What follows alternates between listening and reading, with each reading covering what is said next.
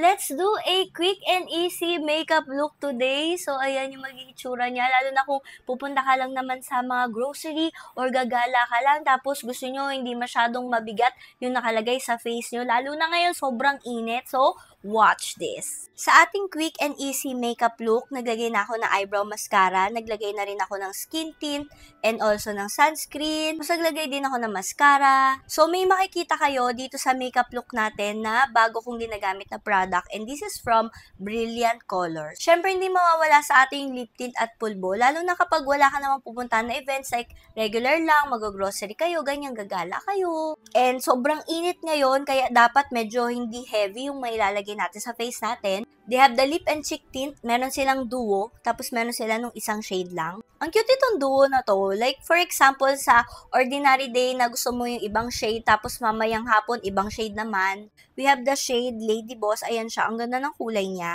So, sa claim sila, pwede daw tong gamitin as under eye color corrector and also eyeshadow primer. Ang taray, diba? So, ganyan siya kapag binlend. Talagang a little goes a long way. And also, sweet yung scent niya. Tapos, meron nga pala tong doe foot applicator. Same din dito sa kanilang duo. Naka-doe foot applicator din siya. So, this shade naman is Blooming. Ito naman siya. Ayan. Color pink. And then, the other side naman is the CEO.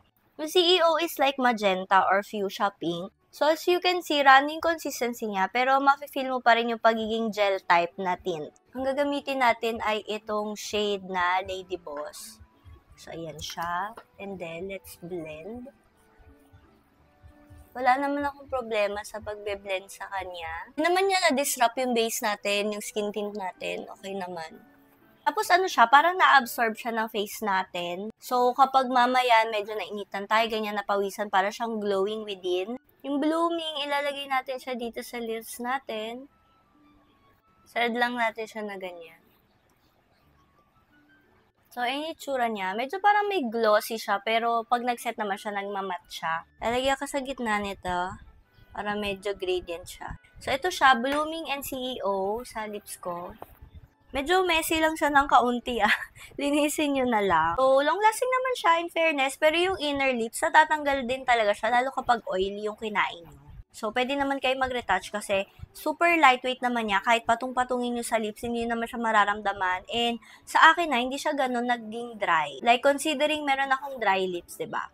Ang ginagawa ko nga pala, madaming layers yung lalay ko. Like, for example, ayan. Papatungan ko ulit yan, tapos idadab ko yan ng tissue, tapos papatungan ko ulit. Yun yung isa sa mga hacks natin. So, syempre, magsiset na tayo ng face. Gagamitin natin tong Hyper Hydra Press Powder. Ayan. Ang ganda nito, guys. As in, ginamit ko siya sa concert. Tak pa rin nung makeup ko. As in, nagulat din ako. Kasi, nagsayaw-sayaw ako doon, nagpawis ako. Tapos, bago naman ng concert, diba, naglakad-lakad pa ako sa labas. So, sobrang init. And sakto, alam nyo ba, may SPF itong powder na to. So, this one has UVA plus UVB protection, broad spectrum, SPF 50. Tapos, meron din siyang hyaluronic acid. Meron tayong tatlong shade, pero all in all, meron siyang apat. So, we have the light, the natural, and the warm. Yung isa nila, universal yon. So, ganito yung tsura ng light. Parang actually, pwede pa to sa face ko I-swatch nga natin siya. Oh, ayan siya light nga talaga siya. So, ayan siya. Ito naman yung warm. So, kung warm yung skin tone nyo, ayan, pwede kayo dito. So, ayan siya. And then, ito yung ginagamit ko, yung neutral, kasi ito yung shade ko talaga. Look at that. Meron nga pala siyang mirror. Ang ganda nga kasi compact talaga. Tapos, ganito yung puff niya. And look at that. Diba? Gamit ko na yan. Tanggal na nga yung letter B dyan. So, ito yung neutral. Ilagay natin siya dito sa kabilang side. We have the warm, light, and neutral. Ewan ko kung nakikita nyo. Sana nabibigyan ng justice nitong camera. This one has light to medium coverage. And look at that. Parang nagiging filter finish siya. Pumapantay siya. Nagustuhan ko rin siya kasi hindi naman siya magmumukhang parang hindi natural sa face natin. Kasi medyo nagpipick through pa rin naman dyan yung mga spider veins natin. Pero at the same time, it looks my skin but better na. Yung powder naman, wala man siyang scent. This is paraben-free and vegan. So, ito na yung ating final look, guys. Quick and easy, kasi alis na tayo. I-try nyo na to, guys, lalo na tong powder na to.